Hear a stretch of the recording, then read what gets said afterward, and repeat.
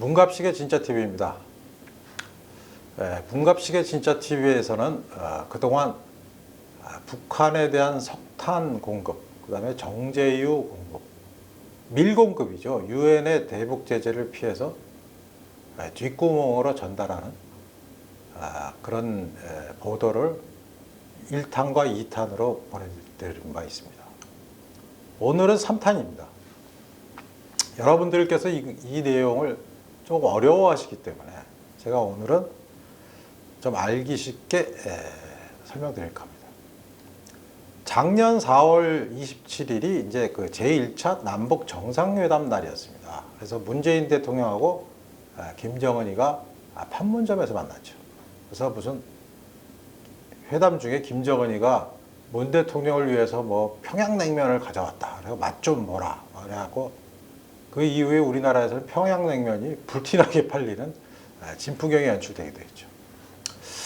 당시에 그 남북 정상이 선언한 판문점 선언을 유심히 보면은 남북 간 철도 사업부터 시작하자는 취지의 내용이 담겨 있습니다. 하지만 그 판문점 선언에 구체적인 남북 간 경제 교류라든가 지원에 대한 언급은 일체 없었습니다. 과연 어떤 방식으로 대북 지원할지, 언제부터 할지, 어느 분야부터 할지, 교류는 어떻게 물꼬를 타야 할지 이런 거에 대해서 일체 구체적인 내용이 없었죠. 왜냐하면 남북 정상회담이 성사됐다고 해도 곧장 북한을 지원하면은 미국을 비롯한 유엔의 대북 제재를 저희가 구멍을 내는 결과가 되기 때문입니다. 그래서 남북 정상회담에서 얻어낸 결과를 가지고 또 미국이라든가 관련 우리와 우호적인 관계에 있는 나라들과 상의를 해서 우리가 유엔 대북 제재의 틀에서 허용할 수 있는 한도 내에서만 대북 제재를 대북 지원을 해야 되죠. 그런데 그 뒤에 나타난 행동들을 보면 우리 문재인 정부의 계획은 완전히 처음보다 달랐던 것 같습니다. 남북 정상회담이 4월 27일 날 있었죠. 그로부터 불과 6일 지난 5월 3일 남한이 북한에다가 정제유, 즉 기름을 직접 제공해 준 정황이 미국에 포착됐습니다. 채 일주일도 안 된 사이. 그동안 그러니까 남북 정상회 1차 남북 정상회담이 있기 전까지 대북 지원의 역할은 주로 중국이 했었죠. 육로를 통해서 물자를 지원한다든가 해상에서 정제유를 준다든가 그게 전부 중국의 몫이었어요. 실제로 과거에 중국의 배가 북한 배 옆에 나란히 서가고 기름을 옮겨주는 장면이 여러 번 포착되겠죠. 2017년 11월에는 그 미국 재무부 산하에 있는 해외재산통제국이라는 곳에서 중국 선박이 바다에서 북한 배한테 물건을 선적하는 장면을 공중에서 촬영한 사진을 여러 장 공개하게 됐어요. 그래서 당시에 그 사진에 찍힌 북한 선박들이 제재 대상에 올랐죠. 명단도 공개되고 이름까지. 그 이름이 이제 금성 5호, 소백산호, 능라 1호 뭐 같은 이름들이었습니다. 그런데 문제 작년 5월 3일 날 한국 국적의 선박이 북한 국적의 선박에게 급유를 해주는 장면이 다른 나라도 아니고 일본의 해상자위대에 의해서 포착됐어요. 그래갖고 일본은 이 사실을 곧장 미국에 알렸죠. 이게 2018년 5월 3일이 한국 선박이 북한 배한테 정제유, 즉 기름을 제공한 최초의 사건이었습니다. 남북 정상회담이 있은 지 6일 만에. 그 상황을 제가 좀 자세히 볼까요? 2018년 5월 3일 밤 12시에요. 중국 상하이 동쪽으로 330km 떨어진 해상에서 남북한의 두 배가 불을 켠 채로 옆구리를 맞대고 있습니다. 그리고 두 배에서는 선원들의 분주한 움직임이 포착됐어요. 두 배의 이름은 남산 8호하고 제이홉호라는 배였습니다. 남산 8호는 북한 국적의 선박, 제이홉은 한국 국적의 선박. 북한의 남산 8호는 1982년도 일본의 키시모토 조선사라는 곳에서 제조된 유조선이었습니다. 적재 가능한 최대 중량은 3,150톤, 즉 기름 3,000톤을 싣고 이동할 수 있는 배죠. 소속은 북한의 합장강 해운사. 이 해운사는 2018년 2월에 미국이 추가 제재로 올린 북한의 해운사 중 한 곳입니다. 문제의 남산 8호는 그 주소지가요, 북한 평양으로 등록돼 있어요. 그런데 남산 8호를 보니까 제재 선박 명단이 이미 포함된 배였습니다. 근데 이 남산 8호는 이제 북한 서해 지역에 있는 남포항을 드나드는 배인데, 만일 그 당시 5월 3일 날 상하이 인근 330km 떨어진 해상에서 급유를 한 게 사실이라면 3,000톤가량의 정제유를 우리가 북한에 유엔 제재를 깨고 공급한 셈이 되죠. 그럼 우리나라의 제2호비라는 배는 어떤 배인가? 2008년도에 국내 광성조선소라는 데서 제작된 유조선입니다. 이 배의 이동 경로를 보면요, 동중국해 지역을 자주 이동하는 것을 알 수 있습니다. 주로 입항하는 곳은 제주도하고 여수. 이 두 선박의 수상한 움직임을 포착한 게 이제 그 일본의 해상 자위대인데, 일본은 이것을 이 자기들이 포착한 내용을 미국에 알리고 그다음에 한국 정부에도 문제 제기를 했어요. 이거는 유엔 대북 제재 위반 행위인 선박 대 선박 교류라고 일본이 우리나라를 향해서 지적을 했어요. 그리고 또 미국에서도 일본 측의 얘기를 듣고 한국에 이게 어떻게 된 일이냐라고 따졌습니다. 그러니까 이제 우리나라 외교부는 해당 사안에 대해서 진위를 알아보겠다고 하더니 며칠 지나지 않아서 선박 대 선박의 물자 교류 행위가 아니라 단순 오해다, 그냥 붙어 있는 것처럼 보인다. 그래서 일본 측이 또 이렇게 따졌답니다. 그럼 왜 두 선박이 서로 옆구리를 맞대고 있느냐, 그것도 공해상에서. 그러니까 한국 외교부에서 너희들이 잘못 본 것 같다. 말도 안 되죠. 말도 안 되는 해명이죠. 이런 걸 진짜 엉터리 해명이라고 하죠.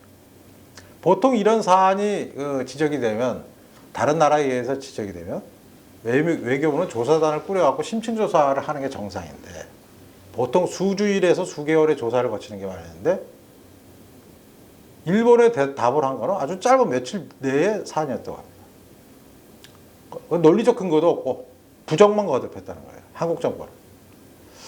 그러니까 일본이 볼 때는 그때부터 한국이 수상하기 그지없는 나라죠. 왜냐하면 유엔의 대북 제재라는 게 결국 북한의 핵 위협으로부터 대한민국을 보호하기 위해서 북한을 압박하는 제재인데, 오히려 피해 당사자라고 할 수 있는 한국이 유엔 제재의 뒷구멍으로 북한에다가 정제유라든가 석탄을 공급해 주는 거를 그 일본 사람 아니라 어느 나라 사람도 이해를 할 수가 없겠죠. 그래서 이제 그 당시에 그 고노다로 일본 외무상하고 우리나라 지금 외교부 장관이죠, 오노데라 방위성 장관이 5월 15일, 작년 5월 15일, 그러니까 5월 13일 날 그런 남북한 간의 정제유 공급 장면이 포착된 지 12일 만에 기자회견을 가졌는데요. 이 기자회견 내용을 제가 한번 그 멘트부터 설명해 드릴게요. 일본 기자가 이렇게 물었습니다. 선박 대 선박 교류의 대책 마련과 관해서 질문이 있다. 일각에서 한국 선박이 북한 선박에 대한 선박 대 선박 교류에 대한 연루 가능성을 제기하고 있다. 사실관계가 무엇인가? 라고 하니까 고노다로 외무상은 뭐라고 얘기했냐면, 일본 자위대가 대한민국 국적의 유조선이 북한 선박에 가깝게 다가간 상황을 확인했다. 이후 이 내용이 한국 측에 보고됐다. 이에 한국 정부가 조사를 한 뒤 해당 국적 선박을 확인해 볼 결과 선박 대 선박 교류가 아니었다는 답변을 우리들에게 했다. 즉 일본 정부에게 했다. 이렇게 답했어요. 그러니까 다시 일본 기자가, 그럼 이 말은 일본 정부가 한국 정부는 이 사안에 관여하지 않았으면 인정해 주는 것인가? 라고 물으니까 일본 외교부 장관이, 우리는, 즉 일본은 한국 정부가 관여하지 않았다는 말을 전해 들었다. 한국 정부가 안 했다가 아니라 우리의 입장을 전해주는 거죠. 이거 완전히 큰 차이가 있는 얘기죠. 고노다로 외무상의 입에서 한국 정부는 관여하지 않았는 것으로 확인됐습니다. 이렇게 얘기하는 거하고, 한국 정부는 자기들이 관여하지 않았다고 주장합니다. 라고 얘기하는 건 완전히 180도 다른 얘기죠. 그러니까 일본 기자가 또 이렇게 얘기하고 있어요. 현재 대북 대화 빈도가 증가하고 있다. 일본 정부는 앞으로도 선박 대 선박 교류에 대한 대응 방안을 강구할 것인가? 라고 보니까 일본의 고노 외무상이 가데나 공군기지 관할이 아닌 우방국 소관의 선박 대 선박 교류에 대한 저지 활동은 부드럽게 진행되고 있다. 또한 다양한 국적의 선박들이 이 선박 대 선박 교류 저지를 위한 대응 활동에 도움을 제공하고 있다. 국제사회가 대북 제재에 저촉되지 않기 위한 단호한 활동에 동참하고 있다. 이 말은 무슨 뜻입니까? 동북아시아의 다른 나라들은 전부 유엔의 대북 제재, 즉 남북 간 북한에 대한 무슨 도움을 주는 것을 눈에 불을 켜고 감시하고 있는데 한국만 쥐새끼처럼 빠져있다, 이 뜻이죠. 지금 이 사람 말이. 그날 같은 날 외무성에서 기자회견이 있었던 같은 날 일본 방위상에서도 기자회견이 있었어요. 제가 한번 그때 기자회견 문답을 여러분께 하겠습니다. 일본 기자가 이렇게 묻습니다. 선박 대 선박 교류, 즉 남북한이 5월 3일 날 상하이 근처 330km 떨어진 해상에서 옆구리를 맞대고 기름을 싣는, 지난 5월 3일 북한 유조조선이 한국 유조선과 공해상인 동중국 해상에 나란히 서 있다. 의심스러운 선박 대 선박 교류 활동이 있었다.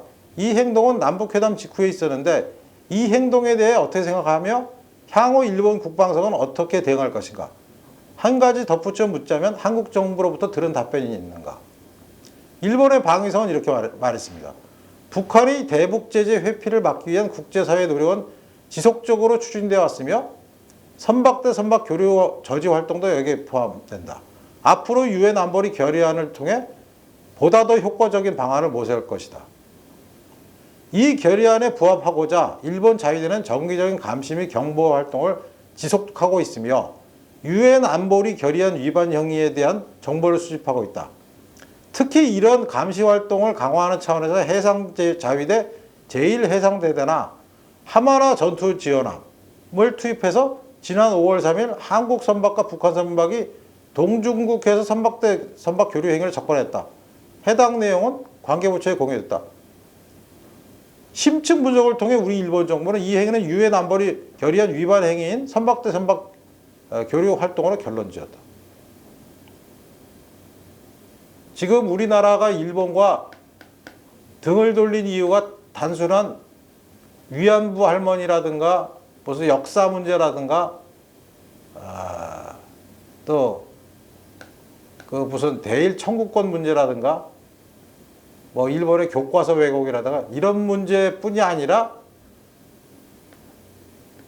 제가 지금 말씀드린 것 같은 이런 불협화음이 지금 한일 간 관계가 경색된 것임을 여러분이 이제는 짐작하시겠죠. 바로 이것입니다. 작년 5월에 우리나라가 유엔 대북 제재를 깼죠. 그거를 일본이 포착을 했어요. 근데 한국은 엉뚱한 소리만 늘어놓고 발뺌을 해요. 마치 나쁜 짓을 하다 들키는 사람처럼. 일본 국방성, 방위성, 우리나라 지금 국방부 장관은 외무부 장관보다 훨씬 강경하고 단호하게 얘기했죠. 봐, 심층 분석을 통해 우리 일본 정부는 이 행위, 즉 남북한의 배가 옆구리를 맞댄 사건은 유엔 안보리 결의안 위반 행위인 선박 대 선박 교류 활동으로 결론지었다. 그러면서 일본 정부는 신속하게 한국 정부에 이 사실을 알렸으면 물론 조사를 요청했는데 한국 정부로부터 한국 정부 주도의 조사에 착수했다는 내용을 전달받았고 한국 국적의 선박이 불법적인 선박 대 선박 교류 활동에 참여하지 않았다는 조사 결과를 전달을 받았다. 이 말은 뭡니까? 일본의 그 방위상은 일본식으로 치면 자위대를 이끄는 방위상은 한국 정부가 거짓말을 하겠구나라는 심증을 굳게 내렸다는 뜻이죠. 일본 기자가 또 묻습니다. 선박 대 선박 교류 사건과 관련하여 방위상께서 한국 정부로부터 한국 선박은 불법적인 선박 대 선박 교류 활동이 없었다는 답을 들었다고 했다. 그렇다면 선박끼리 맞댄 상황에서 아무런 물물교환이 없었다는 얘기인가? 방위상은 이제 이렇게 얘기했습니다. 이것은 의심스러운 교류임을 확인했다. 이후 우리는 이 행위에 대해 한국 정부에도 확인을 받고자 한국 정부의 사실을 알린 것이다. 한국 정부는 외교 채널을 통해 우리에게 알려오기를 의심스러운 선박들이 선박들 저런 교류가 있지 않았다는 내용을 전달받은 것이다. 그러면서 이렇게 일본 기자들이 끝까지 묻습니다. 이게 불법적인 행위가 아니라면 왜 두 배가 나란히 서 있었는가? 라고 하니까 일본 방위상은 못을 박죠. 아무런 설명도 없었다. 그러나 내가 보기에 공해상에서 선박끼리 나란히 서 있는 애가 흔한 일은 아니라고 생각한다. 이 이후에도 일본 기자와 일본 방위상의 문담은 계속되는데요. 방위상은 또 이런 소리 됐어요. 확실한 것은 한국 측이 선박 대 선박 교류를 완강히 부인한다는 사실이다. 그래서 일본 기자가 그러면 국제사회에서 그 감시체계 공조에 불협화음이 있다고 봐야 하는가? 불협화음이 있는 거죠. 그런데 방위상은 그나마 한국 측의 입장을 고려해서 그런 일은 절대로 있어서는 안 된다. 그러면서 방위상은 또 이런 소리예요. 우리의 시각은 공해상에서 남북한의 두 선박이 나란히 서 있는 것이 흔한 일이 아니라고 본다. 그런데 한국 측의 설명은 의심스러운 두 선박이 선박 대 선박 교류를 했다는 아무런 증거를 찾지 못했다고 말하는 것이다. 아유, 한국은 완전히 이 일로 국제사회에서 바보가 된 거죠. 일본 사람들이 어떤 사람들입니까? 우리처럼 직접적으로 대놓지 않지만 끈덕지게 쫓아가죠. 끈덕지. 이거를 쉽게 해서 얘기해서요. 제가 지난번에도 물레방앗간 얘기해요. 피가 펄펄 끓는 젊은 두 남녀가 알몸으로 물레방앗간에서 아무도 보지 않는데 3시간 동안 옆구리를 맞대고 있었대요. 근데 아무 일도 없었다고 주장하는 거랑 똑같아요. 물론 아무 일도 없었을 수도 있죠. 하지만 그거를 물레방앗간 틈으로 훔쳐온 일본은 쟤네들이 분명히 딴 짓을 했는데 왜 둘은 아니라고 하는 상황하고 비슷한 거죠. 여러분 이제 아시겠습니까? 우리 정부나 우리나라가 국제사회에서 얼마나 한심한 짓을 해왔는지. 그렇죠. 북한에 대한 유엔의 저지는 북한이 핵무기를 개발하고 대륙간 탄도탄, 수소탄을 개발해서 전 지구의 안전을 위협하면서 미국을 주도로 한 유엔에서 저런 나라는 도저히 그냥 놔둬서는 안 되겠다. 그래서 제재를 결의하고 북한에 대한 지원을 감시하는 것인데 제일 큰 피해자가 될 수 있는 대한민국이 남북 정상회담이 있은 지 6일 만에 공해상에서 이런 짓을 했어요. 다른 나라들이 보기에 우리나라를 제정신을 가진 나라로 보겠습니까? 정말 한심하죠. 오늘도 제가 말씀드린 내용이 어렵습니까? 하나도 안 어렵죠? 근데 이런 내용들이 사실은 보도하기도 까다롭거든요. 이 기사도 사실은 미국에 있는 김동현 기자가 다 취재해서 저한테 준 내용이에요. 근데 김 기자가 며칠 전에 그 휴가를 받아서 한국에 들어왔더라고요. 그래서 제가 이 내용을 같이 나와서 자네 입으로 한번 해보게 라고 했는데 마침 이제 그 한국에 와서 그 건강 체크를 좀 받는 시간하고 겹쳐서 오늘 못 나오고 제가 대신 보도하게 된 것입니다. 이런 내용들은요, 어려운 내용이 아닙니다, 사실은. 몇 번만 유심히 관찰해서 보면 금세 그 들통이 나기 마련인 상황이죠. 왜? 한반도 주변에는요, 미국, 일본뿐이 아니라 중국, 러시아의 위성이 거미줄처럼 교차해서 체크를 하고 있어요. 우리나라 위성도 있고. 숨길래야 숨길 수가 사실 없는 내용인데 이런 식으로 우리가 지금 하고 있습니다. 우리나라 전체가 일부의 잘못된 정치 지도자들 때문에 국제사회에서 이중적인 국가, 사기꾼 같은 국가로 전락하는 것입니다. 예. 문갑식의 진짜TV는 기존의 신문이나 방송에서 보지 못했던 특종이나 뉴스에 가려진 진짜 뉴스, 그리고 새로운 시각, 스토리를 발굴해서 전해드리는 방송입니다. 구독과 좋아요를 눌러주시고, 구독은 돈이 안 듭니다. 어제도 말씀드렸지만 구독 누른다고 제가 뭐 청구서 보내는 거 아니에요. 공짜예요. 그리고 이 방송을 아직 모르시는 여러분들께 널리 퍼뜨리기도 해주시고 월간조선도 좀 구독해 주시고 월간조선 보면 이런 내용들 많이 나와 있습니다. 그리고 월간조선 사서 보기가 경제적으로 사정이 어려우신 분은요 인터넷으로 월간조선 치면은 거기에 이렇게 그 과거의 기사들도 다 볼 수 있는 시스템이 되어 있습니다. 그리고 후원도 뭐 여유 있으시면 부탁드리고 아니면 마음으로 후원해 주시기 바랍니다. 오늘도 감사합니다.